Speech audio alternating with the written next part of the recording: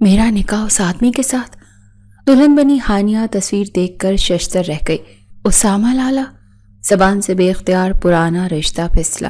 اما بی نے چونک کر اسے دیکھا۔ ہاں، کیوں؟ کیا تم اسامہ کو پہلے سے جانتی ہو؟ انہوں نے کچھ مشکوک انداز میں پوچھا تو وہ جلدی سے نفی میں سر ہلا گئی۔ اما بی، مجھے اس سے شادی نہیں کرنی، اس نے ایک دم کہہ کر گویا اما بی کے سر پر بم پھوڑا تھا۔ ان کے تاثرات دیکھ کر وہ کچھ پل کو چپ رہ گئی۔ اما بی نے اسے سخت نظروں سے گھورتے ہوئے پوچھا، تمہارے یہ کہنے کا کیا مطلب ہے، اور وہ بھی اس وقت؟ ہانیہ کبھی سوچ بھی نہیں سکتی تھی کہ زندگی اسے اس موڑ پر لے آئے گی۔ اما بی کو بھی پورے جہان میں یہی ملا تھا۔ سوچتے ہوئے کہنے لگی، میرا مطلب ہے مجھے یہ شخص ٹھیک نہیں لگ رہا، مجھے نکاح نہیں کرنا اس سے، پلیز میری بات مان لیں، سب کو واپس بھیج دے۔ اپنوں کا سامنا کرنے کے خیال سے اس کی روح کانپ گئی تھی۔ اس نے اما بی کے سامنے گڑ گڑاتے ہوئے کہا اور ان کے ہاتھ تھام لیے۔ اس کا ہاتھ جھٹک گئی، بس بہت ہو گیا، میں نے بہت سن لی تمہاری باتیں، کب تک تم مجھے یوں ہی ستاتی رہو گی؟ تمہاری شادی ہو گئی تو اس آدمی کے ساتھ ہی ہوگی۔ ہانیہ نے تصویر کو بغور دیکھا کہ شاید اس کی نظروں کا دھوکہ ہو، مگر وہ وہی تھا، اور ایک بار پھر سے انکار میں سر ہلایا۔ میں اس سے کبھی شادی نہیں کروں گی، یہ اس لائق ہی نہیں ہے۔ اما بی نے سختی سے پوچھا، ہانیہ، اگر تم اس شخص کو پہلے سے جانتی ہو تو مجھے بتاؤ، ورنہ بہانے بنانے کی ضرورت نہیں۔ میں پچھلے 3 سالوں سے تمہاری یہی باتیں سن رہی ہوں، اور اب مزید تمہاری کوئی بات نہیں سنوں گی۔ شادی تو تمہیں کرنی ہی ہوگی، اور ابھی ہی ہوگی۔ وہ رونے لگی۔ اما بھی، میں اس شخص سے شادی نہیں کرنا چاہتی، میں اسے جانتی نہیں، لیکن مجھے اس کی تصویر دیکھ کر بالکل اچھا محسوس نہیں ہو رہا۔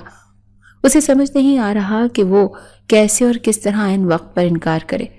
ایسا کیا بہانہ بنائے کہ انکار ہو جائے؟ وہ کسی صورت اسامہ سے شادی نہیں کر سکتی تھی۔ اما بی نے اس کے کان میں سرگوشی کی، دیکھو ہانیہ، مجھے میرے خاندان کے سامنے ذلیل مت کرواؤ۔ اگر تمہیں لڑکے سے کوئی مسئلہ تھا تو تمہیں پہلے ہی دیکھ لینا چاہیے تھا، اور مجھے بتا دینا چاہیے تھا۔ تم نے کہا تھا کہ میں جس سے چاہوں تمہاری شادی کر لوں۔ تصویر تک دیکھنے کی تم نے زحمت نہیں کی تھی، اور اب عین وقت پر تمہیں یہ سب یاد آ رہا ہے۔ مجھے کوئی معاف نہیں کرے گا اگر تم نے نہ کوئی بھی ہنگامہ کھڑا کیا یا انکار کیا تو۔ اما بی کا جلال کسی صورت کم ہونے میں ہی نہیں آ رہا تھا۔ اتنے میں مولوی صاحب نے دروازے پر دستک دی اور اندر آ گئے۔ ہانیہ نے بے بسی اور بے چارگی سے اما بی کو دیکھا، خاموش نظروں سے التجا کی کہ وہ یہ شادی نہیں کرنا چاہتی، لیکن اب کچھ نہیں ہو سکتا تھا، پانی سر سے اونچا ہو چکا تھا۔ اما بی نے دوسری طرف منہ پھیر لیا۔ ہانیہ کے آنسوؤں سے بھری آنکھیں دیکھ کر ان کے دل کو کچھ ہوا، لیکن وہ اس کا مزید تماشا نہیں بنوانا چاہتی تھی۔ ہانیہ کا ایک انکار سب خراب کر دیتا۔ اس وقت انہیں ہانیہ کے دل سے زیادہ اس کی عزت بچانے کی فکر تھی، اور انہوں نے وہی کیا جو ان کے خیال میں بہتر تھا۔ انہوں نے مولوی صاحب کو اجازت دی کہ وہ نکاح پڑھانا شروع کریں۔ قبول ہے کہتے ہوئے ہانیہ کی زبان لڑکھڑائی، کانپتے ہاتھوں سے اس نے دستخط کیے، اور وہ ہانیہ احمد سے ہانیہ اسامہ نواز بن گئی۔ تو یہ تھی میری قسمت، مجھے پھر سے اسی شخص کے حوالے کر دیا، شاید میں ہوں ہی اسی قابل۔ اس نے جلدی سے دستخط کرتے ہوئے نکاح نامہ یوں پیچھے کیا جیسے کسی غلط چیز کو چھو لیا ہو۔ مولوی صاحب کے کمرے سے جانے کے بعد اما بی نے پیار سے اس کے سر پر ہاتھ پھیرا۔ میری بچی، ہمیشہ خوش رہو، تمہارے نصیب میں اسامہ کا ساتھ تھا اور وہ اچھا بچہ ہے، یقین ہے وہ تمہارا ہمیشہ خیال رکھے گا۔ ہانیہ نے چپ کا لبادہ اوڑھ لیا۔ اب کہنے کو کچھ بھی نہیں بچا تھا۔ اسامہ کے نام پر ماضی کے کتنے ہی منظر آنکھوں کے سامنے گھومنے لگے تھے۔ سامن بھائی، سعد، نور، فوزیہ بھابی، کہاں ہیں آپ سب؟ ہانیہ لاؤنج میں آ کر زور سے چلائی تو ملازمہ نے سر پکڑ لیا اور بڑبڑائی، لو آ گئی ہانیہ بی بی، اب تو پورے گھر کا حشر نشر ہوگا۔ ہانی یہاں پر جب بھی آتی تھی تو شور اور ہنگامے کے سوا یہاں کچھ اور نہیں بچتا تھا۔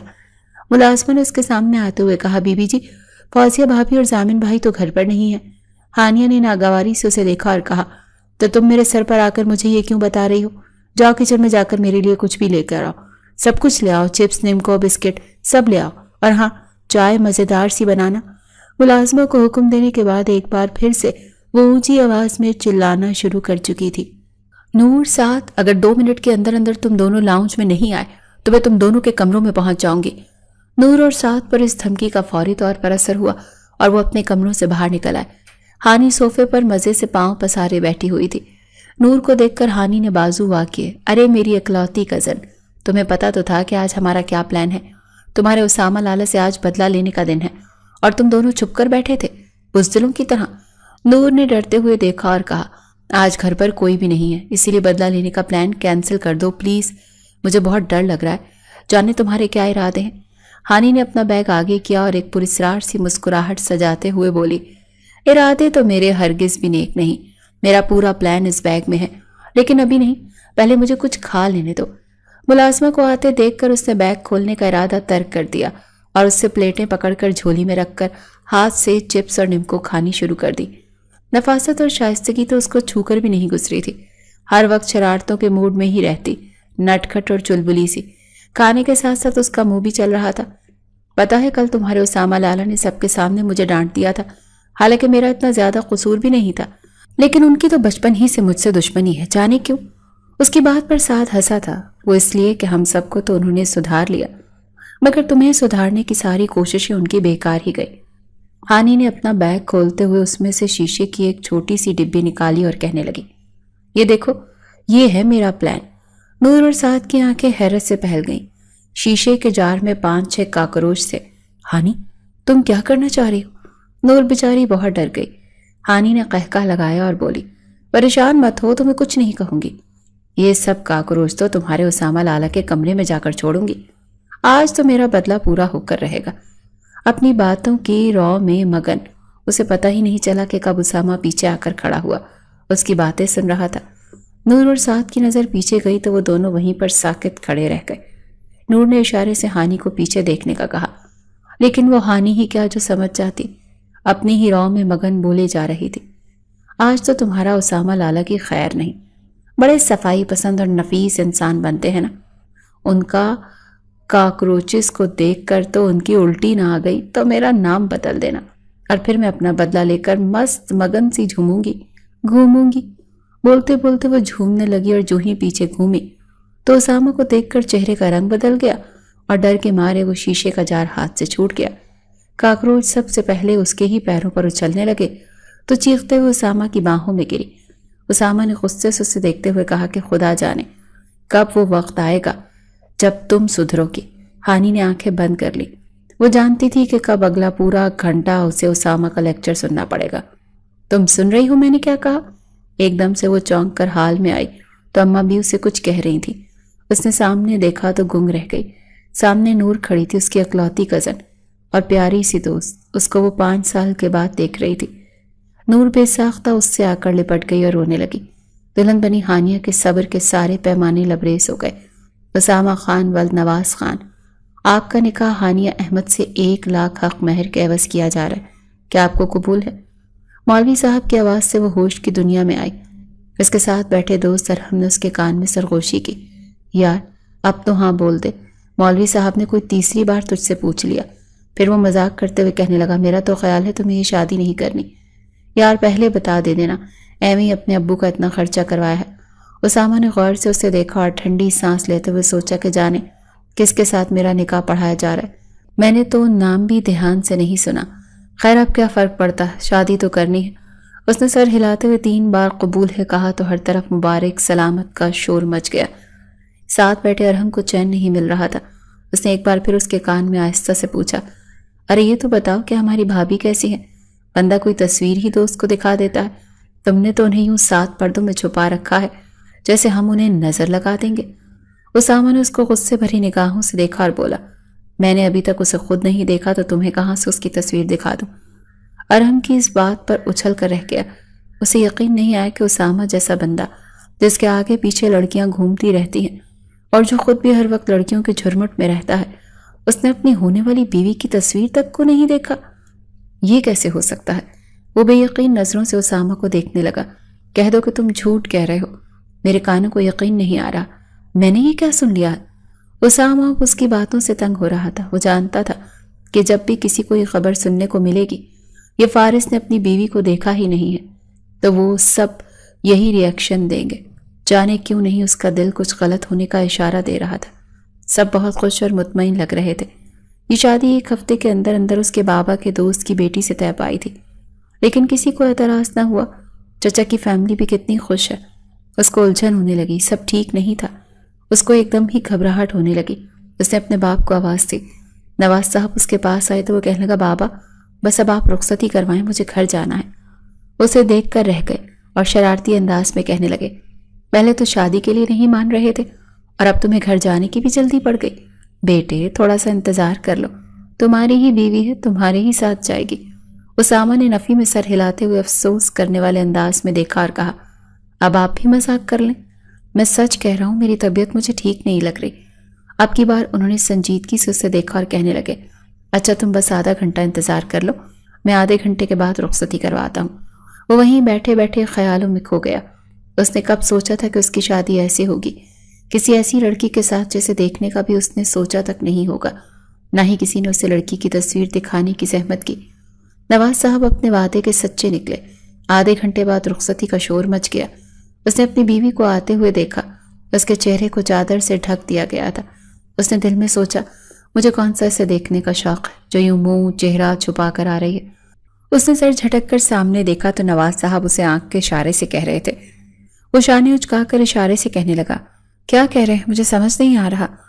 وہ اس کے پاس آئے، میں تمہیں کب سے کہہ رہا ہوں کہ ہاتھ آگے بڑھاؤ، دلہن کا ہاتھ پکڑ کر اسے گاڑی تک لے کر جاؤ، تمہیں سمجھ کیوں نہیں آ رہا؟ وہ خاصے غصے سے بولے تھے۔ اسامہ کو بھی معاملے کی نوعیت کا اندازہ ہوا۔ اس نے خاموشی سے ہاتھ آگے بڑھا دیا، لیکن یہ کیا، جیسے ہی لڑکی کا ہاتھ اس کے ہاتھ میں گیا تو جیسے اسے کرنٹ سا لگا، اس نے ایک دم سے ہاتھ پیچھے کھینچ لیا۔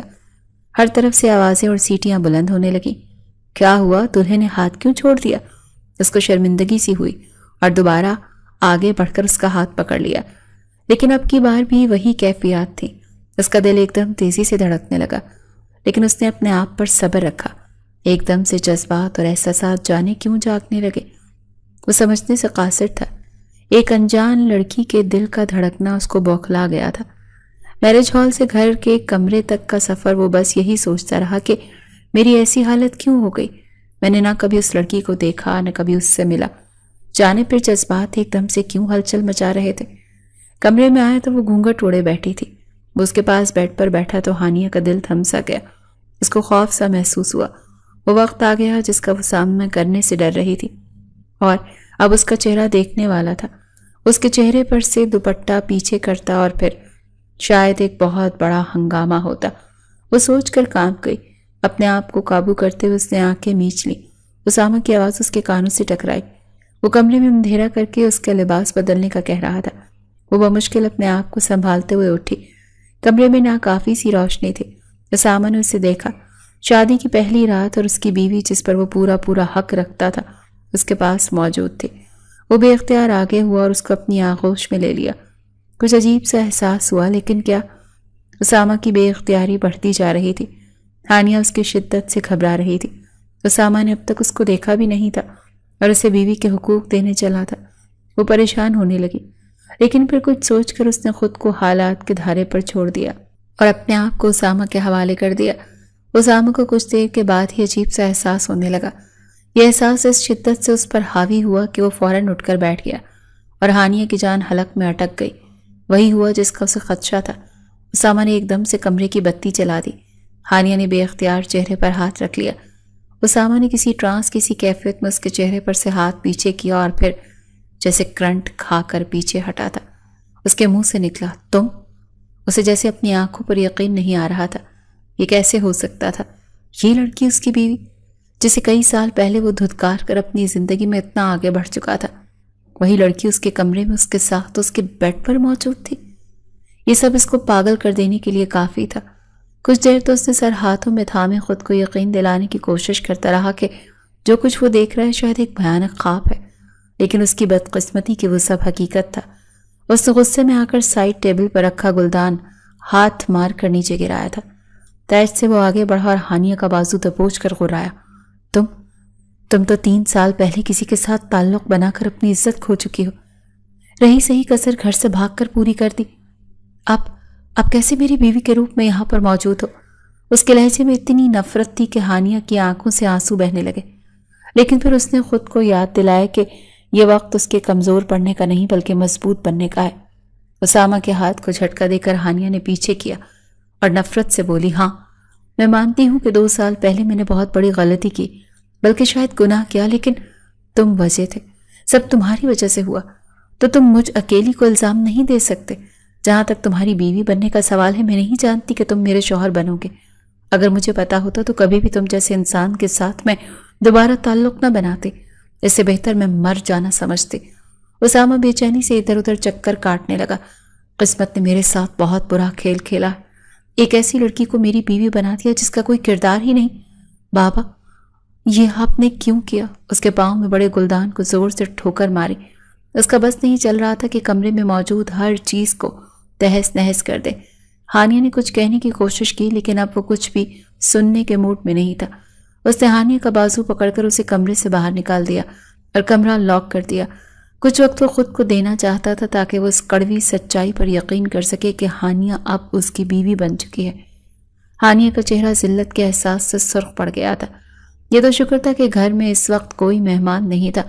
ان لوگوں کے سب مہمان ہال سے ہی اپنے اپنے گھروں کو جا چکے تھے اور گھر والوں نے بھی انہیں اکیلا چھوڑ دیا تھا، ورنہ اگر کوئی اس وقت باہر ہوتا تو جانے وہ کیا سوچتا۔ وہ وہیں زمین پر بیٹھی تھی اور بیٹھتی چلی گئی، آنکھوں سے آنسو روا ہونے لگے۔ اسے اسامہ سے شدید رد عمل کی ہی توقع تھی، کیونکہ نور اسے بتا چکی تھی کہ اسامہ بھی اس کی طرح لاعلم ہے کہ ان دونوں کی شادی ہو رہی ہے۔ یہ سب بڑوں کی پلاننگ تھی اور وہ ذہنی طور پر تیار بھی تھی اسامہ کا سامنا کرنے کے لیے، لیکن جانے کیوں اب اپنے فیصلے پر پچھتاوا ہو رہا تھا۔ اسے دوبارہ سے اسامہ کی زندگی میں نہیں آنا چاہیے تھا۔ اس نے گھٹنوں میں سر رکھ لیا، لیکن میں کیا کرتی؟ میرے پاس اور کوئی راستہ نہیں تھا۔ یا اللہ، تو جانتا ہے کہ میرا پہلے بھی کوئی قصور نہیں تھا اور اب بھی کوئی قصور نہیں، تو مجھے معاف کر کے میری آزمائش ختم کیوں نہیں کر دیتا؟ وہ بے آواز رونے لگی۔ کمرے کے اندر اسامہ زخمی شیر بنا ادھر سے ادھر چکر کاٹ رہا تھا۔ ہانیہ احمد، تو میری بیوی تو بن چکی ہو، مگر اب مزید نہیں بنی رہو گی۔ بہت جلد، بلکہ بہت جلد کیا، میں صبح اس قصے کو تمام کرتا ہوں۔ تم نے سوچ بھی کیسے لیا کہ تم جیسی لڑکی کو میں اپنی عزت اور اپنی بیوی بنا کر اس گھر میں جگا دوں گا؟ تم جیسی خراب کردار کی لڑکی کو تو میں دیکھنا بھی پسند نہ کروں۔ تم میری بیوی بن کر یہاں پر آ ہی گئی ہو، لیکن اب بس، میں تمہیں تمہاری اوقات یاد دلا کر رہوں گا۔ اسے پتہ بھی نہیں چلا کہ کب وہ غصے میں بیڈ پر لیٹا اور نیند کی وادیوں میں کھو گیا۔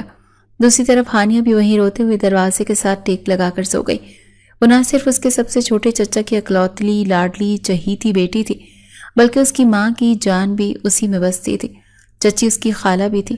اگرچہ گھر الگ الگ تھے ایک ہی گلی میں، لیکن پھر بھی ہانیہ کا سارا بچپن ان کے گھر پر ہی گزرا تھا۔ وہ ہانیہ سے 8 سال بڑا تھا، لائق، قابل اور نفیس سا، اور وہ اپنے گھر کی لاڈلی ہونے کی وجہ سے انتہائی بگڑی ہوئی تھی۔ کبھی کسی چیز کو سیریس ہی نہیں لیتی تھی۔ جب بھی ان کے گھر آتی تو ہنگامہ مچا دیتی۔ اگرچہ اس نے کبھی اپنے بھائیوں کو نہیں ڈانٹا تھا، لیکن اس کے مزاج کی سنجیدگی کی وجہ سے وہ گھر میں کم ہی کوئی شرارت کرتے تھے اور عموماً گھر میں سناٹا ہی چھایا رہتا تھا، اور یہ سناٹا ہانیہ کی آمد کے بعد ٹوٹ جاتا۔ نواز صاحب بھائیوں میں دوسرے نمبر پر تھے۔ وہ 4 بھائی تھے۔ بڑے بھائی تو کافی سال پہلے پردیس میں جا بسے، اس لیے باقی دونوں بھائیوں کے لیے وہی سرپرست اور نگہبان کی حیثیت رکھتے تھے۔ ان 4 بھائیوں کی کوئی بہن نہیں تھی اور ان کے خاندان میں بیٹیوں کی کم ہی پیدائش ہوتی تھی۔ اسی لیے جب احمد صاحب کی شادی کے کئی سال بعد ہانیہ کی پیدائش ہوئی تو پورے خاندان میں جشن کا سما پیدا ہوا تھا، اور تب سے ہی وہ سب کی لاڈلی بن چکی تھی۔ نور نواز صاحب کے دور کے رشتہ دار کی بیٹی تھی، جسے اس کے ماں باپ کی وفات کے بعد وہ اپنے گھر لے آئے تھے اور اپنی بیٹیوں کی طرح ہی پال پوس کر بڑا کر رہے تھے۔ یوں ہانیہ اپنے خاندان کی اکلوتی لڑکی تھی۔ اسامہ کے خیال میں تو اسے لڑکی کہنا بھی غلط ہی تھا، وہ تو پٹاخہ تھی، یا شاید اس کی شرارتوں کے آگے وہ لفظ بھی چھوٹا پڑ جاتا تھا۔ ہمیشہ ہی وہ لڑکوں کی طرح ڈریسنگ میں ملبوس نظر آتی، کبھی کھلے کھلے سے ٹراؤزر شرٹ پہنے ہوتے تو کبھی جینز شرٹ۔ اسامہ جسے صفائی پسند اور ڈیسنٹ لڑکی کی نظر میں وہ ایک لاابالی اور کم عقل سی لڑکی تھی، جس کو وہ ایک کزن ہونے سے زیادہ اہمیت نہیں دیتا تھا۔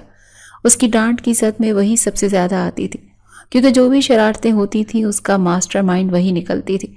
پہلی بار اس نے اس کو اپنے چھوٹے بھائی ضامن کی شادی پر تیار اور بنا سنورا دیکھا تو اس کو اپنی آنکھوں پر یقین نہیں آیا تھا۔ ہلکے گلابی رنگ کا لہنگا پہنے اور گلے میں سلور جولری اور ہلکے پھلکے میک اپ کے ساتھ وہ تو کوئی اور ہی لڑکی لگ رہی تھی۔ عفت اپنے بیٹے کو اس کی طرف یوں ٹکٹکی باندھ کر دیکھتے ہوئے مسکرائیں اور اسے کہنے لگیں کہ اسے دیکھو اسامہ۔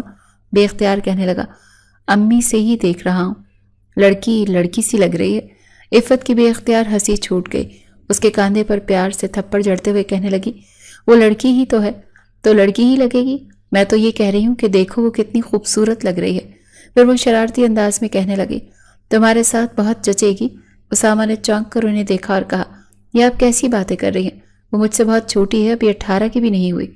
انہوں نے لاپرواہی سے کہا، اگلے سال ہو جائے گی، ویسے بھی ہم کون سا ابھی شادی کر دیں گے، 20 یا 21 کی ہو جائے گی تو پھر ہی شادی کریں گے۔ اسامہ نے جھنجھلاتے ہوئے کہا، یہ بات کہاں سے آ گئی؟ آپ جانتی تو ہیں اس کے اور میرے مزاج میں زمین آسمان کا فرق ہے۔ عفت نے اس کی بات کو خاطر میں نہ لاتے ہوئے کہا، تم ہر وقت تو اسے ڈراتے رہتے ہو، کبھی پیار سے بات کرو تو وہ بھی تمہارے مزاج کو سمجھے نا، اور ویسے بھی اب وہ تمہاری ذمہ داری ہے۔ اب تم اسے پیار سے سمجھاؤ یا ڈانٹ سے، اپنے مطابق ڈھال لو، یہ تو تمہاری ہی ذمہ داری ہے، بس ہم نے کہہ دیا سو کہہ دیا۔ وہ سر جھٹک کر وہاں سے چلا آیا، جانتا تھا کہ ان کے خاندان میں اس کے لائق وہی ایک لڑکی تھی، کیونکہ باقی لڑکیوں کی پیدائش پر تو شاید قدرت کی طرف سے ٹھپا لگا دیا گیا تھا۔ نواز اور عفت کی تو شروع ہی سے اسے بہو بنانے کی خواہش تھی، اور وہ یہ بات اچھے سے جانتا تھا، لیکن آج انہوں نے منہ سے یہ کہہ کر اس کے دل کو کسی نئی راہ پر لگا دیا کہ اس کی نظریں ہانیہ کو ڈھونڈنے لگی، جو دور کھڑی فیضان سے ہنس ہنس کر باتیں کر رہی تھی۔ فیضان منجلے چچا کا بگڑا ہوا بیٹا تھا۔ اسامہ کے چہرے پر ناگواری در آئی، دکھتے سر کے ساتھ اس کی آنکھ کھلی تو خود کو دروازے کے ساتھ ٹیک لگائے دیکھ کر پہلے تو اسے سمجھ میں نہیں آیا کہ وہ کہاں پر ہے، پھر رات کے سارے مناظر اس کی آنکھوں کے سامنے آ گئے کہ کیسے اسامہ نے رات کو اسے ذلیل کر کے کمرے سے باہر نکالا تھا۔ ابھی وہ اٹھے ہی تھے کہ اسامہ بھی کمرے سے باہر نکلتا دکھائی دیا۔ اسے دیکھ کر بے رخی سے بولا کہ تیار ہو جا، سب گھر والے آتے ہی ہوں گے۔ وہ فیصلہ کر چکا تھا کہ جس طرح سب گھر والوں نے اسے دھوکہ دیا ہے، اب ان کا لحاظ نہیں کرے گا اور سب کے سامنے یہ بات رکھے گا کہ وہ ہانی کو مزید اپنی بیوی کے طور پر قبول نہیں کر سکتا۔ ہانیہ بغیر کسی تاثر کے اٹھی اور کمرے میں آ کر تیار ہونے لگی۔ گھر والوں کی آمد تک وہ انہی تاثرات کے ساتھ رہی، لیکن جیسے اپنے ماں باپ اور تایا تائی کو دیکھا تو اپنے جذبات پر قابو نہیں رکھ سکی اور دوڑتے ہوئے ان کے گلے لگ گئی۔ پورے 3 سال بعد وہ ان سب کو دیکھ رہی تھی اور مل رہی تھی۔ یہ 3 سال اس نے کیسے گزارے یہ وہی جانتی تھی، اپنوں سے دوری موت کے برابر تھی۔ آج وہ پھر سے ان سب کے درمیان موجود تھی، لیکن کیسے؟ آخر ان لوگوں نے اسے کیسے ڈھونڈ نکالا اور اسے اسامہ کی دلہن کیوں بنا دیا؟ بہت سارے ایسے سوالات تھے جو اس کو بے چین کر رہے تھے، اور ان سب سوالوں کے جواب نور ہی دے سکتی تھی۔ اسامہ نے اسے یوں سب کے گلے لگ کر روتے دیکھا تو ایک دم سے دل کو کچھ ہوا، لیکن اس نے پھر سے وہی اپنے اوپر بیزاری اور ناگواری والا خول چڑھا لیا۔ وہ مزید اپنے دل کے ہاتھوں کھلونا بن کر اس لڑکی کے لیے اپنے اندر کوئی نرم جذبات پیدا نہیں ہونے دے سکتا تھا۔ آپ سب مجھے معاف کر دیں، میں جانتی تھی کہ میں نے بہت غلط کیا، میں آپ سب کی محبت کے لائق نہیں تھی، اسی لیے تو میں نے دوبارہ کبھی واپس آنے کا سوچا ہی نہیں، میں یہ سب کچھ ڈیزرو نہیں کرتی تھی۔ وہ سسک گئی۔ عفت نے پیار سے اس کو ساتھ لگاتے ہوئے کہا، جو ہوا سب بھول جاؤ، تم نادان تھی، نہ سمجھ تھی، دراصل قصوروار تو ہم سب بھی تھے کہ جنہوں نے کبھی تمہیں سمجھنے کی کوشش نہیں کی۔ انہوں نے شکوہ کرتی نگاہوں سے اسامہ کو دیکھتے ہوئے کہا۔ وہ یہ بات اسامہ پر کر رہی تھی اور وہ اچھے سے جانتا تھا۔ اپنی جگہ پر پہلو بدل کر رہ گیا۔ نواز صاحب نے سب کو مخاطب کرتے ہوئے کہا، میں جانتا ہوں کہ ہم سب کو تو پوری بات معلوم ہے، مگر یہ دونوں بچے اپنے اس نکاح کی حقیقت سے لا علم تھے، تو بہتر ہے کہ آج ساری بات کھل کر کی جائے اور تمام غلط فہمیوں کو دور کیا جائے، تاکہ بچے اپنے نئے رشتے کا آغاز اچھے طریقے سے کر سکیں۔ اسی وقت سعد باہر سے بھاگتا ہوا آیا۔ اس کے چہرے کی ہوائیاں اڑی ہوئی تھیں۔ اس کی بوکھلائی ہوئی شکل دیکھ کر سب چونک گئے۔ کیا ہوا؟ عفت نے پوچھا تو ایک لمحے کو تو چپ کر گیا، لیکن جو خبر سنانے آیا تھا وہ سنانی بھی تو لازم تھی۔ فیضان کو ہوش آ گیا۔ یہ خبر تھی یا کوئی دھماکہ جو سب کے اعصاب پر بم کی طرح پھٹا؟ سب سے زیادہ ہانیہ چونکی۔ فیضان کا نام وہ کیسے بھول سکتی تھی؟ اس کی جوانی کی پہلی غلطی کا نام فیضان ہی تو تھا۔ فیضان فیاض اپنے ماں باپ کی اکلوتی اور بگڑی ہوئی اولاد تھا۔ وہ ان لوگوں میں سے تھا جو سونے کا چمچ منہ میں لے کر پیدا ہوتے ہیں۔ وہ اپنے ماں باپ کی شادی کے 10 سال بعد پیدا ہوا تھا، اسی لیے انہوں نے اس کو نہایت ہی لاڈ اور پیار سے پالا تھا، کبھی اس پر سختی نہیں کی، جس کے نتیجے میں وہ بگڑ گیا۔ لیکن جب تک فیاض صاحب اور ان کی بیوی کو احساس ہوتا کہ انہوں نے اس کی تربیت میں کمی چھوڑ دی، تب تک بہت دیر ہو چکی تھی۔ وہ گھمنڈی اور مغرور بن چکا تھا۔ وہ جب چاہتا جس کی مرضی بے عزتی کر دیتا، ملازم تک اس سے خوف کھاتے تھے۔ فیاض صاحب نے کئی بار اسے سمجھانے کی کوشش کی، لیکن پھر تنگ آ کر اسے اس کے حال پر چھوڑ دیا، کیونکہ وہ لاابالی بن چکا تھا اور اب اسے کسی کی بھی پرواہ نہیں تھی۔ فیضان دولت مند ہونے کے ساتھ ساتھ ایک خوبرو انسان بھی تھا، اسی لیے اسکول کے وقت سے ہی لڑکیاں اس پر فدا ہو جانے کو تیار ہوتی تھیں۔ جب اس نے کالج لائف میں قدم رکھا تو تب تک اس کو کچھ ایسے دوستوں کی صحبت ملی جنہوں نے اسے احساس دلانا شروع کیا کہ لڑکیاں اگر اس کی طرف بڑھتی ہیں تو اسے بھی لڑکیوں کی طرح دوستی کا ہاتھ بڑھانا چاہیے، اپنی زندگی کو انجوائے کرنا چاہیے، اور فیضان نے پھر اس راستے پر بھی قدم رکھ دیے۔ کالج میں وہ پرنس چارمنگ کے نام سے مشہور تھا۔ ہر لڑکی کی خواہش تھی کہ وہ اس سے دوستی کرے، لیکن وہ صرف اپنی کلاس کی لڑکیوں کے ساتھ ہی دوستی کرنے کو ترجیح دیتا تھا۔ اس کے خیال میں غریب لڑکیوں کے ساتھ ٹائم برباد کرنے کا کوئی فائدہ نہیں ہوتا۔ غریب مڈل کلاس لڑکیاں بہت وقت ضائع کراتی ہیں۔ وہ اکثر اپنے دوستوں سے کہا کرتا تھا کہ یہ غریب گھرانوں کی لڑکیاں بڑی مشکل سے سیٹ ہوتی ہیں، بہت ٹف ٹائم دیتی ہیں، بات بات پر ان کو اپنی نام نہاد عزت کا خیال آ جاتا ہے، اور اسی لیے ان پر وقت ضائع کرنے کے بجائے اپنی ہی کلاس کی لڑکیوں کے ساتھ تعلق بنا لینا چاہیے تاکہ وقت ضائع ہونے سے بچ جائے۔ اس کے دوست اس کی باتوں پر کہہ کے لگا کر ہنستے تھے۔ کسی نے فیضان کو یہ ترغیب نہیں دی کہ جو کچھ وہ کہہ رہا ہے بہت غلط ہے۔ اس کے نزدیک زندگی یہی تھی، کھانا پینا، گھومنا پھرنا، اور وہ کرنا جو دل چاہے، چاہے وہ غلط ہو یا صحیح ہو۔ ہمیشہ اپنے دل کی مانتا تھا۔ ایک دو بار فیاض صاحب تک اس کی شکایت پہنچی کہ لڑکیوں کے ساتھ ڈیٹ کرتا ہے، تو انہوں نے اس کو خاصا جھڑکا، جس کے بعد اس نے اپنی سرگرمی اپنے باپ سے مخفی رکھنی شروع کر دی، لیکن باز نہیں آیا۔ ہانیہ کو پہلی بار اس نے ضامن کی شادی پر دیکھا اور اسے افسوس ہوا کہ وہ دوسرے شہر کیوں رہتے تھے۔ وہ لڑکی نہایت سادہ اور خوبصورت تھی، اور فیضان کے لیے ایسی لڑکیاں آسان ہدف ہوتی تھیں۔ ہانی، نور اور ساتھ مل کر لوڈو کھیل رہے تھے جب فیضان بھی وہاں پر چلا آیا۔ ہانیہ کو اس کی آمد اچھی لگی۔ فیضان اس کے ساتھ بہت نرمی سے بات کرتا تھا اور بہت سکون سے اس کی بات سنتا بھی تھا۔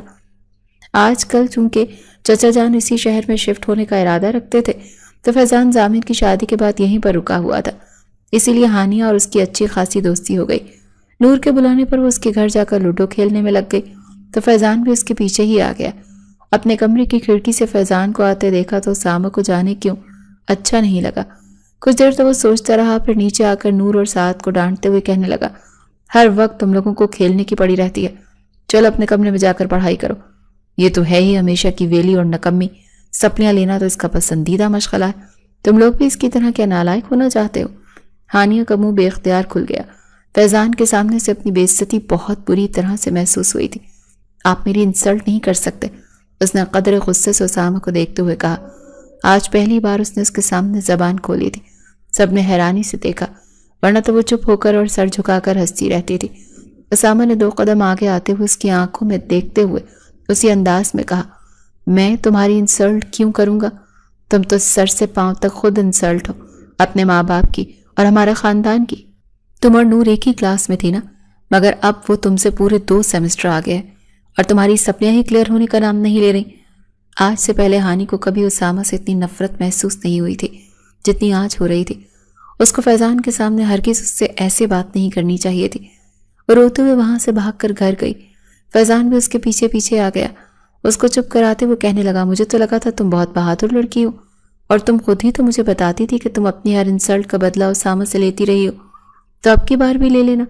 ہانی نے آنسو پوंچھتے ہوئے غصے سے کہا، اب کی بار تو ایسا بدلہ لوں گی کہ آنے والی 7 نسلیں یاد کریں گی، مجھے سوچنے دو۔ وہ پھر سے اپنی اصلی جون میں آ چکی تھی۔ فیضان وہیں گہری نظر سے اسے دیکھا۔ اب وقت آ چکا تھا کہ وہ اپنے پلان پر عمل کرتا۔ اسے کہنے لگا، میں تمہیں ایک پلان بتاؤں؟ ہانی پرجوش ہوئی، ہاں ضرور، مجھے بس کسی بھی طرح انہیں تگنی کا ناچ نچانا ہے تاکہ انہیں بھی پتہ چلے کہ مجھ سے پنگا لینے کا انجام کیا ہوتا ہے۔ اگلے دن پلان کے مطابق وہ عفت کے گھر پر تھی۔ سعد اور نور تو یونیورسٹی گئے تھے، جبکہ اپنے اسی کام کی خاطر اس نے آج چھٹی کی تھی۔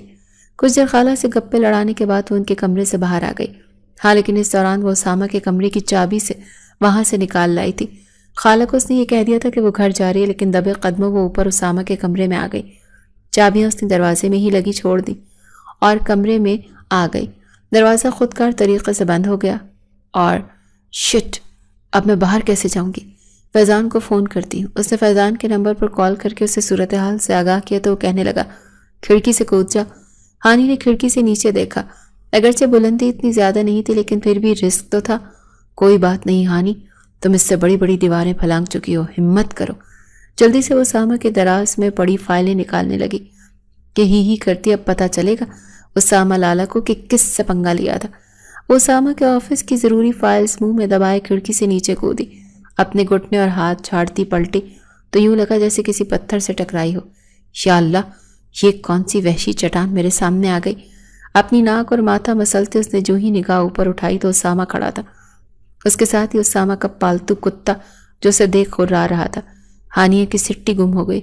میں یہ فائلز دینے آپ کے پاس ہی آ رہی تھی، اس نے بے چارگی سے کہتے فوراً فائلز اسامہ کے آگے بڑھائیں۔ پر وہ فائل کے بدلے اگلے ہی لمحے اس کا منہ دبوچ گیا۔ اس ہفتے میں جتنا تم نے میری ناک میں دم کیا ہے نا، اب حساب بے باک کرنا ضروری ہو گیا۔ ہانیہ نے چیخنے کی کوشش کی، لیکن وہ اس کا ہاتھ پکڑے اس کو لاؤنج میں لے آیا اور اونچی آواز سے اپنی ماں کو آوازیں دینے لگا۔ عفت بوکھلائے ہوئے کمرے سے باہر آئیں تو اسامہ کو اس قدر غصے میں دیکھ کر گھبرا گئیں۔ ہانیہ کو زور سے صوفے پر دھکا دیتے ہوئے کہنے لگے، پوچھے اپنی لاڈلی سے یہ میرے کمرے میں کیوں گھسی تھی اور یہ فائلز کس لیے چوری کر رہی تھی؟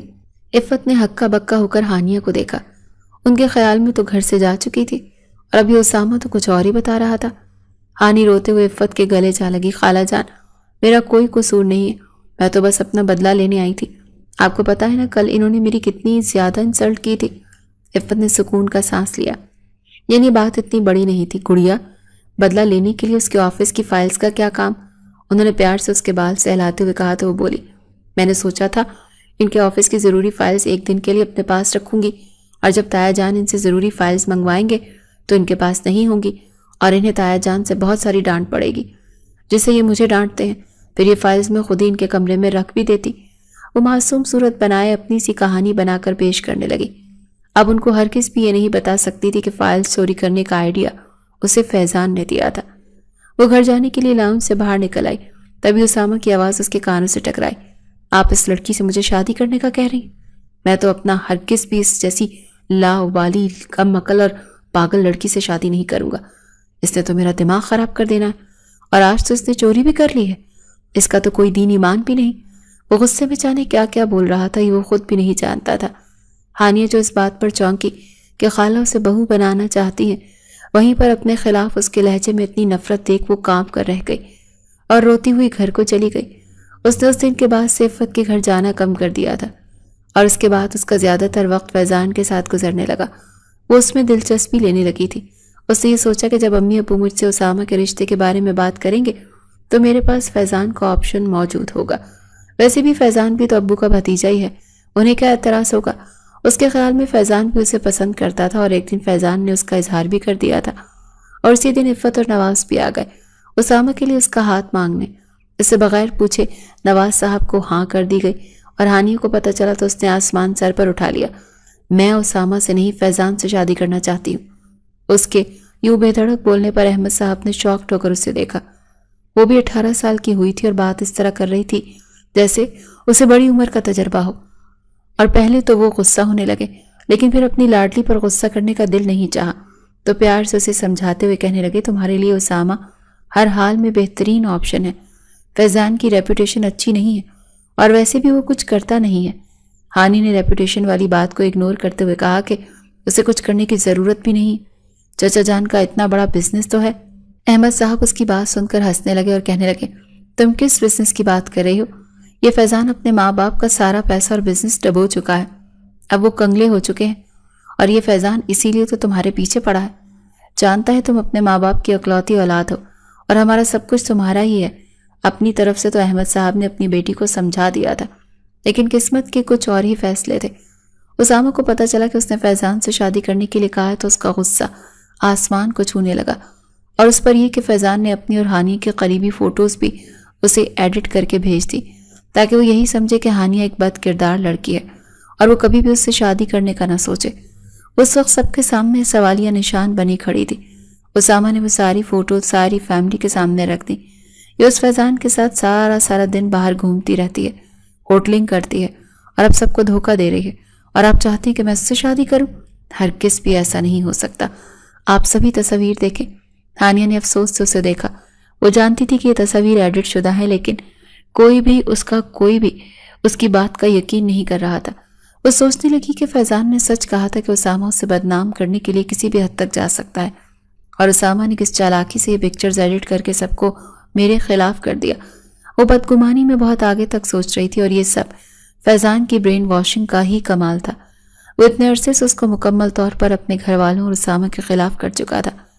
احمد صاحب محسوس کر رہے تھے کہ ان کی بیٹی ہاتھ سے نکلتی جا رہی ہے، اور وہ کسی بھی صورت اسے فیضان کے حوالے نہیں کر سکتے تھے۔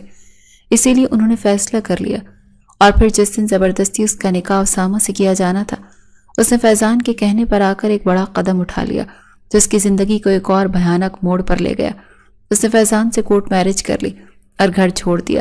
ہانیہ، نور کی آواز پر وہ ہوش میں آئی۔ جانے کتنے ہی گھنٹے بیت چکے تھے اور وہ ماضی میں گم تھی۔ وہ پوچھنا تو نہیں چاہتی تھی لیکن پھر بھی پوچھ بیٹھی، فیضان کیسا ہے؟ اس نے آہستہ سے پوچھا لیکن اپنے سوال کے جواب لیے بغیر پوچھنے لگی، تم سب لوگوں کو میرا کیسے پتہ چلا؟ یہ کیسے معلوم ہوا کہ میں بی جان کے ہاں رہ رہی ہوں؟ نور نے گہری سانس لی اور اسے کہنے لگی، ہم سب تمہیں بہت یاد کرتے تھے۔ تم جانتی ہو کہ تم سارے خاندان کی کتنی لاڈلی تھی اور تم نے ہی انہیں سب سے بڑی چوٹ پہنچائی۔ نہ صرف تمہارے امی ابو بلکہ تمہارے تایا تائی بھی سب سے بہت زیادہ ہرٹ تھے۔ ان کو بہت وقت لگا تمہیں معاف کرنے میں، اسی لیے جب تم آئی تو تمہیں واپس لوٹا دیا۔ جب سال بعد غصہ ٹھنڈا ہوا تو تمہیں تلاش کرنے کی بہت کوشش کی، لیکن پتہ یہی چلا کہ فیضان نے تمہیں طلاق دے کر گھر سے نکال دیا تھا۔ چاچو نے بھی سب سے بہت معافی مانگی کہ وہ اپنے بیٹے کی اچھی تربیت نہیں کر پائے۔ ہم سب بہت گلٹ میں تھے، نہ تمہارے ابو تمہیں ہر وقت تلاش کرتے رہتے تھے۔ پھر کچھ عرصے بعد تمہارے بارے میں پتہ چلا کہ تم کہاں پر ہو۔ تمہارے بابا اور تمہارے تایا اماں بھی سے ملے اور انہیں سب بتایا، بلکہ نکاح پر راضی کیا۔ سب نے یہی فیصلہ کیا کہ تمہیں اس طریقے سے اپنے خاندان اور گھر پہ واپس لایا جائے، اور اگر تمہیں بتایا جاتا تو نہ تم مانتی اور نہ ہی اسامہ لالا مانتے۔ ہانی نے اس کی گود میں سر رکھ لیا۔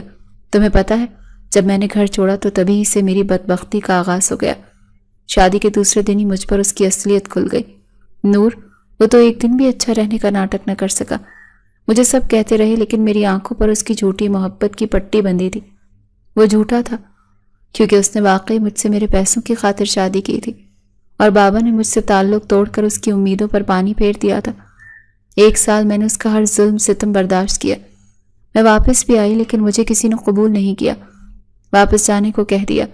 خالی ہاتھ واپس گئی تو اس نے غصے میں آ کر مجھے طلاق دے دی۔ اسے امید تھی کہ سب مجھے معاف کر کے سینے سے لگا لیں گے اور اس کی ہر ڈیمانڈ کو پوری کر دیں گے، لیکن ایسا نہیں ہوا تو اس نے مجھے طلاق دے کر گھر سے نکال دیا۔ پھر میں بہت ٹھوکروں کے بعد بی جان سے ملی۔ وہ ایک رحم دل اور نیک خاتون تھی۔ ان کی دیکھ بھال کی غرض سے گھر کام کرنے کے لیے ان کے پاس گئی، لیکن انہیں مجھے بیٹی بنا کر رکھا اور میں تب سے اب تک ان کے گھر پر ہی تھی۔ بہت بار سوچا کہ واپس آ جاؤں، لیکن جو دھتکار اور نفرت مجھے ملی تھی وہ سب دیکھنے کے بعد میرا واپس آنے کا حوصلہ نہیں ہوا۔